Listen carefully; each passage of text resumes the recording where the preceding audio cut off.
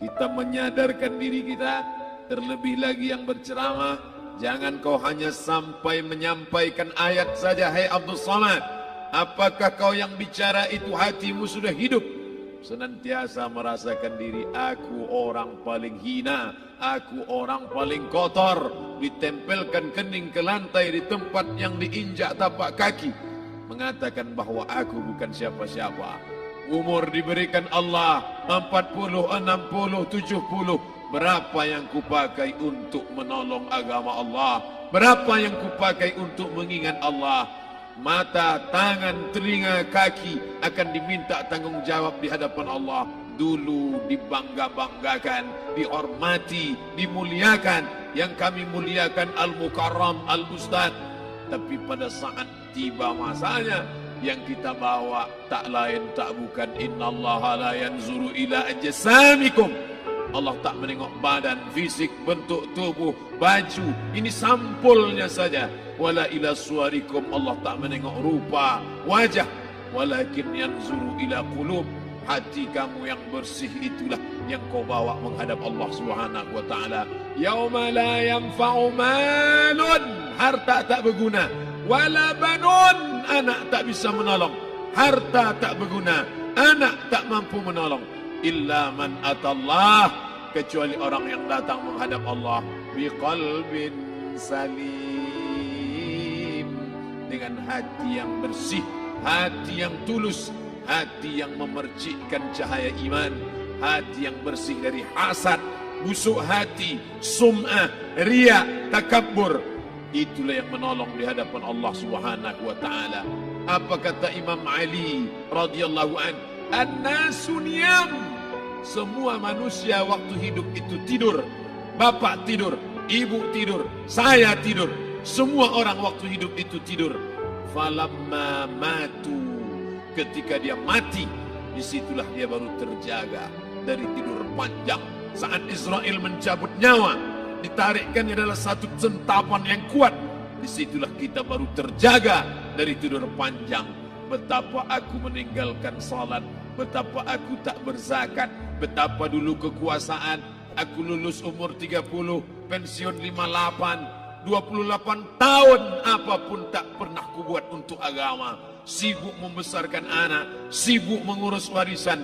Anak pun tak ingat dengan kita, karena kita lupa menanamkan pendidikan agama di dalam otak kepalanya. Harta yang banyak tak sempat menolong agama Allah.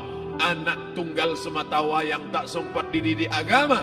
Istri meninggalkan dalam keadaan stres susah hatinya, karena dia tak diajarkan sabar menerima ridha ketetapan takdir Allah. Dan paling celaka, tak pernah anggota tubuh ini dipakai untuk berzikir, muhasabah, mengingat Allah. Tak pernah mata dipakai menengok Quran, kitab suci Allah. Tak pernah dipakai hati merenung sejenak, apa yang akan kubawa mati menghadap Allah Subhanahu wa taala. Abdul Samad dari dalam tanah naik ke atas tanah, ceramah, masuk balik ke dalam tanah. Yang kau bawa apa? Baju koko tinggal, peci tinggal, pakaian kehormatan tinggal. Yang kau bawa kain tidak berjahit, disobek, kerak. Itu yang akan menyampul kulitmu, yang selama ini kau dimandikan, dibersihkan oleh ibumu dulu 60 tahun yang lalu. Sampai masanya kau lupa kapan kau dimandikan dulu.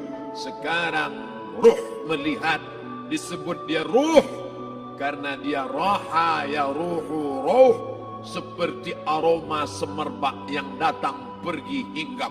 Ruh, sampai masanya dia datang masuk ke dalam jasad. Ruh, sampai masanya dia pergi meninggalkan jasad. Malam ini dimuliakan Al-Mukarram Haji Abdul Samad LCMA. Kenapa Abdul Samad ini dimuliakan? Karena ruh hinggap sejenak sebentar, sampai masanya besok pagi dia ruh keluar dari dalam tubuh ini. Anak yang katanya ayahku sayang, istri katanya kaulah abang, sampai masanya mereka tak lagi mau mendekat. Rumah itu saya yang buat, saya yang mengukurnya. Tapi begitu ruh sudah keluar dari badan, tidak satu pun semeter, sesenti, sejengkal, sehasta ada tempat di rumah itu untuk jenazah bernama jenazah Abdul Somad. Mana kawan, sahabat, andai tolan, anak menantu, teman sekantor, semuanya pergi meninggalkan.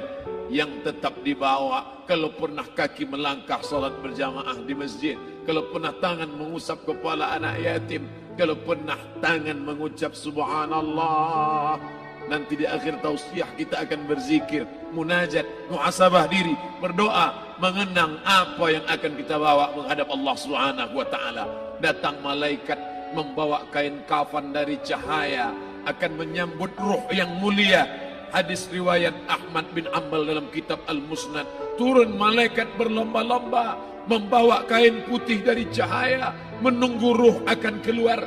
Ruh menetes seperti embun di ujung daun. Daun tidak bergoyang, ranting tidak patah. Ruh menetes pelan, turun ke dalam kain kafan, dibawa malaikat ke pintu langit. Tak sabar mereka menyambut. Inikah dia yang selama ini berjamaah? Berapa banyak yang masyhur terkenal di bumi, malaikat tak mengenal dia. Ini roh siapa? Tapi ini bukan LCMA, dia bukan ustaz, dia bukan ulama, tapi imannya dalam, kekuasaan dipakai menolong agama Allah. Ruhnya keluar di bawah, semua malaikat mengucapkan salam. Inilah orang yang selama ini kami tunggu-tunggu, catatannya sudah lama. Setiap pagi petang, malaikat subuh membawa catatan namanya, malaikat malam membawa catatan namanya. Kami merindukannya. Begitu orang-orang yang masyhur di langit, tapi tak dikenal makhluk bumi. Tapi ada sebaliknya, yang rohnya disentapkan, ditarik malaikat dengan begitu tarikan yang sangat kuat. Nabi bertanya saat Isra Mi'raj kepada mereka yang sudah mati ribuan tahun yang lalu, apa yang kalian rasakan? Yang satu mengatakan seperti tebasan pedang di tempat yang sama beratus kali. Yang satu mengatakan seperti kambing yang dikuliti hidup-hidup. Yang satu mengatakan seperti mata kail pancing ditarik dari kulit yang basah. Maka kita berdoa setiap selesai salat, Allahumma hawwin alaina, ringankan kami ya Allah, fi sakaratil maut, di saat sakaratul maut yang amat sangat menyakitkan itu, di saat malam pertama di tempat yang gelap, di tempat yang tak pernah diimpikan oleh orang, tapi kita tetap melewati dan merasakannya. Perlahan-lahan cacing tanah, ular-ulat kalajengking akan menggerogoti kulit yang selama ini dimandikan, selama ini dipakaikan sampo yang mahal, selama ini dioleskan pelembab yang lembut. Tapi ternyata sebelum roh keluar jasad, setelah keluar, dia hanya akan menjadi santapan cacing tanah, hancur berkeping hari demi hari. Yang pertama kali membusuk adalah mata, karena dia berisi cairan. Cairan ini mengering, busuk dan berlubang. Lalu kemudian usus sebulan di dalam tanah, mulai dia menggelembung masuk angin dan dia meletus pecah. Cacing-cacing tanah mulai datang menggerogoti, memakan. Habis, siap tak siap, suka tak suka, kau akan didatangkan. Apa yang akan ditanya oleh Allah?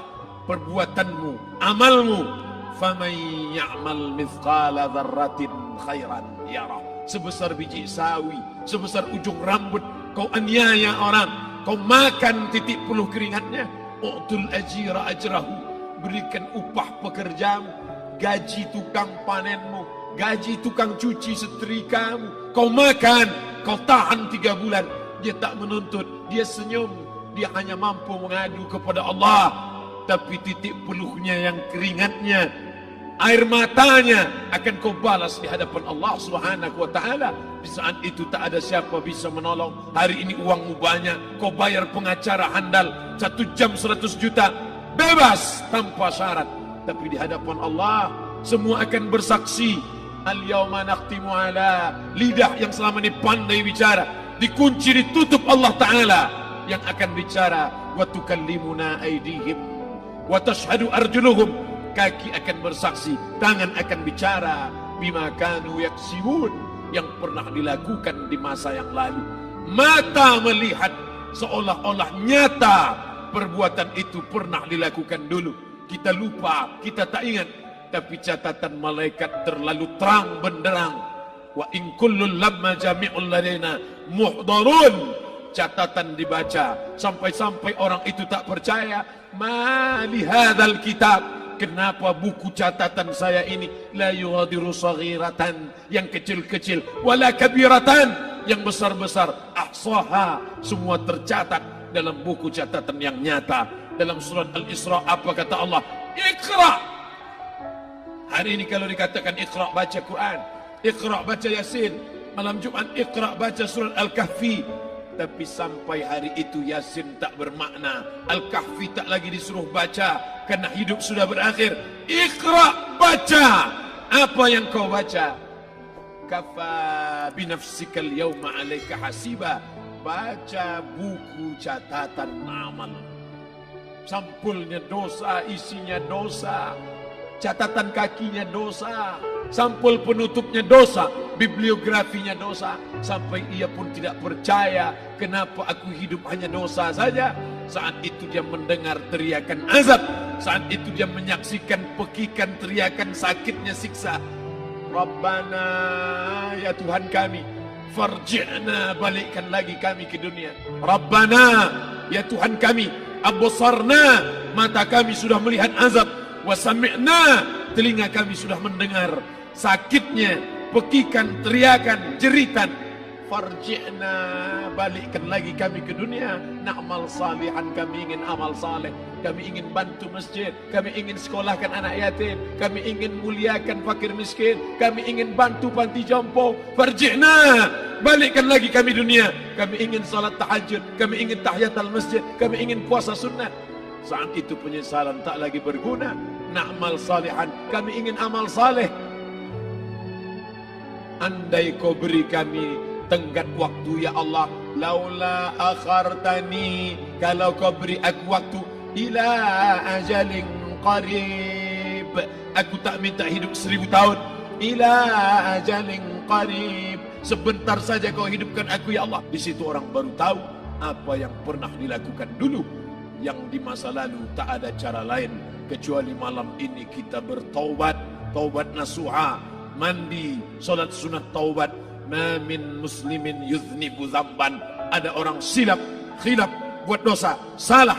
Siapa yang tak pernah salah? Sedangkan datuk moyang kita Adam pun salah, tapi dia mengetahui, sadar salahnya. Dia berdoa, Rabbana zalamna anfusana, kami sudah menzalimi diri kami. Wa illam taghfir lana, kalau kau tidak mengampuni kami, wa tarhamna, kalau kau tidak merahmati kami, lanakunanna minal khasirin, kami termasuk orang yang rugi ya Allah. Maka malam ini kita bermunajat kepada Allah, berdoa, mengenang masa lalu, bergelimang dosa, besok tak akan kita ulang. Kita minta ampun kepada Allah Subhanahu wa taala. Astaghfirullahalazim. Astaghfirullahalazim. Astaghfirullahalazim.